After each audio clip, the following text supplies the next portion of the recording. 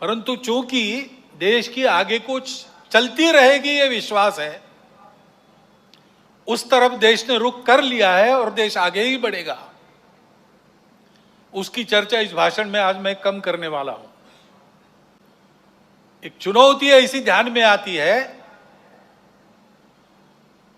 जिसका विचार हम सबको करना चाहिए, क्योंकि वो केवल हमारे सामने यानी संघ के सामने चुनौती नहीं है, केवल हिंदू समाज के सामने नहीं है, केवल भारतवर्ष के भी सामने नहीं है, पूरे दुनिया में वो चुनौती उठ रही है। उसको हमको समझना होगा, क्योंकि बहुत मायावी रूप धारण करके वह चुनौती आगे चलती है। क्या बात है। इसलिए उसकी चर्चा करना मुझे आवश्यक लगता है। भारत आगे बढ़ रहा है, लेकिन भारत आगे न बढ़े ऐसा चाहने वाली शक्तियां भी दुनिया में है, जिनके निहित स्वार्थ मार खाते हैं भारत के प्रमुखत्व के कारण। वो अपेक्षा तो यही है कि उनका विरोध होगा, तरह तरह की चालें वो चलेंगे, भारत को दबाने का, एक विशिष्ट मर्यादा के अंदर ही बढ़ने देने का प्रयास करेंगे। वैसा हो भी रहा है, क्योंकि आखिर अभी तक भारत छोड़कर बाकी विश्व ने अपने स्वार्थ की बलि देकर भी दुनिया को बड़ा करने का मार्ग पकड़ा नहीं है। हम ये करते हैं, आज भी कर रहे हैं, सबको मदद करते हैं। हमारी शत्रुता करने वालों को भी आवश्यकता में मदद करने वाले हम हैं। शांति रहे इसलिए अपने हितों का बलिदान भी हमने कई बार किया है और करते हैं। ऐसा स्वभाव दुनिया में नहीं है, और इसलिए भारत आगे बढ़ रहा है या कोई भी देश आगे बढ़ रहा है, कल चल के हमारा स्पर्धक बनेगा ऐसा डर जिनको लगता है, वो उस देश में तरह तरह के उत्पाद करने में कम नहीं करते। भाषा तो विश्व बंधुत्व की होती है, परंतु वो वहां तक ही है। अपने निहित स्वार्थ ठीक रहने चाहिए, अपनी सुरक्षा को धक्का नहीं लगना चाहिए। और इसलिए दूसरे देशों में कई प्रकार के उत्पाद खड़े करना, जनतांत्रिक तरीके से वहां कोई सरकार चुन के कारोबार कर रही, उसको नीचे लाना, ऐसा दुनिया में चलते रहता है। ये दुनिया की रीति लगभग बन गई है, जो नहीं बननी चाहिए लेकिन है। बिल्कुल सही। अब हमारे पड़ोस में ही बांग्लादेश में क्या हुआ, उसके कुछ तात्कालिक कारण और पहलू है, ये बात ठीक है, लेकिन इतना बड़ा उत्पाद तो उससे नहीं होता।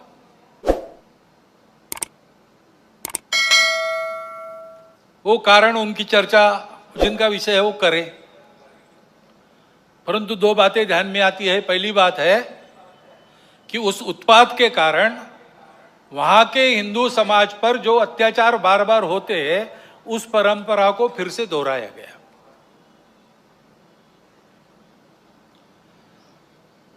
पहली बार वहां का हिंदू संगठित होकर अपने बचाव में रास्ते पर आया, इसलिए कुछ बचाव हो गया। परंतु कहीं कोई गड़बड़ हो, दुर्बलों पर अपना गुस्सा निकालने की ये जो कट्टरपन की प्रवृत्ति है, वो प्रवृत्ति जब तक वहां विद्यमान है, तब तक वहां की हिंदू क्या, वहां के सभी अल्पसंख्यक, उनके सर पे खतरे की तलवार लटकी रहेंगी। बिल्कुल सही। उनको आवश्यकता है मदद की। विश्व भर के हिंदुओं की, भारत के सरकार की सहायता उनको मिले, ये उनकी आवश्यकता है। परंतु इससे ये ध्यान में आता है, और ये ध्यान में आना चाहिए, हिंदू समाज के भी ध्यान में आना चाहिए, कि दुर्बल रहना अपराध है। हम अगर दुर्बल है, असंगठित है, तो उसका मतलब हम अत्याचार को निमंत्रण दे रहे हैं। निमित्त तो कुछ नहीं चाहिए, हम दुर्बल है, यह निमित्त पर्याप्त है। और इसलिए जहां कहीं भी हम हैं, वहां संगठित रहना, सशक्त रहना, किसी से शत्रुता नहीं करना, हिंसक नहीं बनना, योगदान देने वाले बनना, परंतु इसका अर्थ दुर्बल रहना नहीं, अशक्त रहना नहीं। इसको हमको करना ही पड़ेगा। लेकिन दूसरी बात है हमारे सबके ध्यान देने की। अब वहाँ चर्चा ऐसी चलती है बांग्लादेश में कि भारत से हमको खतरा है और भारत से खतरा है इसलिए पाकिस्तान को साथ लेना चाहिए, वही हमारा प्रामाणिक मित्र है और दोनों मिलके, क्योंकि उनके पास न्यूक्लियर वेपन्स है, हम भारत को रोक सकते हैं। जिस बांग्लादेश के निर्माण में भारत की पूरी सहायता हुई, जिस बांग्लादेश के साथ भारत ने अब तक कोई वैरभाव रखा नहीं, आगे भी नहीं रखेंगे, उस बांग्लादेश में ये चर्चाएं हो रही है। ये चर्चाएं कौन करा रहा है? ऐसे वर्णन, नैरेशंस वहां पर चले, ये किन किन देशों की हित की बात है? ये तो देखने वाले, सोचने वाले समझते हैं, नाम लेने की आवश्यकता नहीं। हमारे देश में भी ऐसा हो, ये इच्छा है, होना चाहिए, क्योंकि भारत बड़ा बनेगा तो सब स्वार्थ के दुकान तो बंद हो जाएंगे और इसलिए भारत का ये सामर्थ्य न बने, ऐसे उद्योग चल रहे हैं। Deep state, wokeism, cultural Marxism, ऐसे शब्द चर्चा में बहुत है। पिछले साल भी मैंने उल्लेख किया था। कुछ लोगों ने कहा था कि अपने यहाँ तो है ही नहीं। ऐसा नहीं है, अपने यहाँ है, बहुत पहले से है।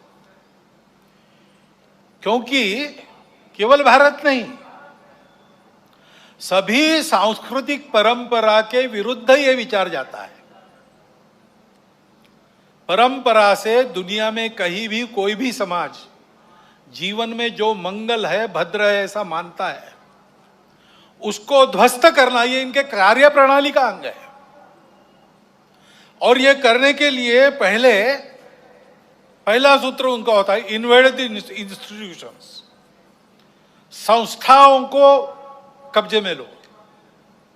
शिक्षा संस्थान है, विद्यापीठ है, शिक्षा व्यवस्था है, माध्यम है, बौद्धिक जगत है, इन सब पर अपनी पकड़ कायम करके उनके द्वारा समाज में विचारों की विकृति का प्रसार करना, विचारों को बिगड़ना, अपनी परंपरा के प्रति, अपने स्वत्व के प्रति अश्रद्धा से उत्पन्न करना।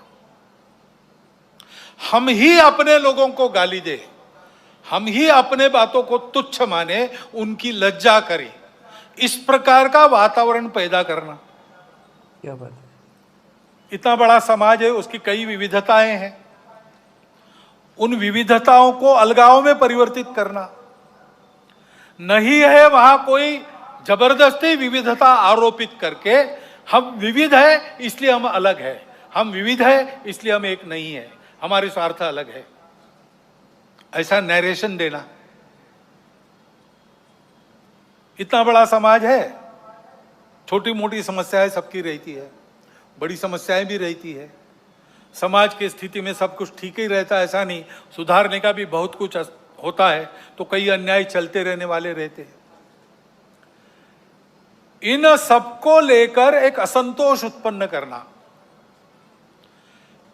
संघर्ष उत्पन्न करना, टकराव की स्थिति उत्पन्न करना, लोगों को उग्र बनाना, व्यवस्था, कानून, सत्ता, प्रशासन, इन सब के प्रति अश्रद्धा, अनादर का व्यवहार सिखाना, सही बात है, इससे समझने की बात है। उस देश पर बाहर से वर्चस्व चलाना आसान होता है। सही बात है। पहले जैसा आपस में युद्ध करना अब आसान नहीं है। अब युद्ध इस प्रकार से होता है, इसको मंत्र विप्लव कहते हैं अपने परंपरा में। ऐसा मंत्र विप्लव चल रहा है और ऐसी भ्रम की स्थिति में उनको देश के अंदर भी कभी बार साथी मिल जाते हैं, जाने अनजाने। प्रजातांत्रिक देश है अपना, अनेक दल रहेंगे, उनकी स्पर्धा चलेगी, ये प्रजातंत्र की पद्धति है। लेकिन समाज में ये अलगाव, टकराव, देश की एकता, एकात्मता, देश के वैभव संपन्न होने के प्रयास से बड़े बन गए, अथवा दलों के स्वार्थ समाज की सद्भावना और राष्ट्र की एकात्मता को गौण बनाकर चलाए गए, तो फिर किसी एक का पक्ष लेके उनके पीछे खड़ा रहना, खुद मैदान में नहीं आना, अल्टरनेट पॉलिटिक्स ऐसा कहते हैं, पर्यायी राजनीति। उसके आड़ में अपना ये एजेंडा और ये पद्धतियां चलाती है। और ये मैं कोई कॉन्स्पिरेसी थियरी नहीं बता रहा हूं,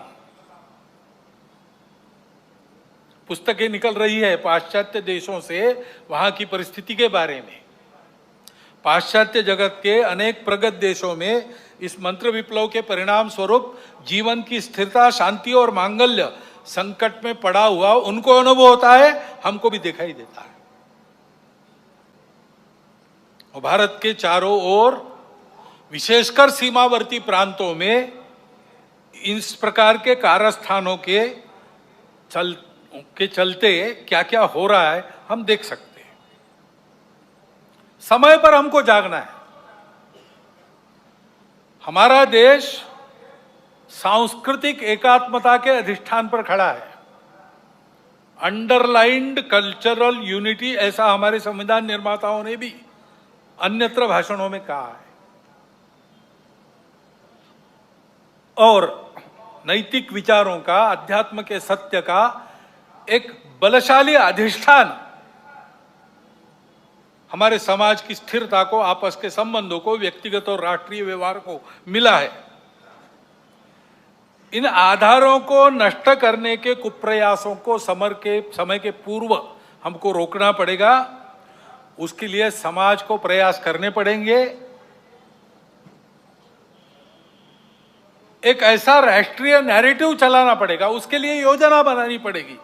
कानून संविधान की मर्यादा में रहते हुए, अपने सांस्कृतिक अधिष्ठान पर पक्का रहते हुए हमको इसकी योजना बनानी पड़ेगी, क्योंकि समाज को सुरक्षित रखने के लिए इसी का उपयोग होगा। संस्कारों का क्षरण इन विभेदकारी ताकतों को पुष्ट करता है, और वो बलवान होती है तो वो भी संस्कारों के क्षरण का कारण बनती है।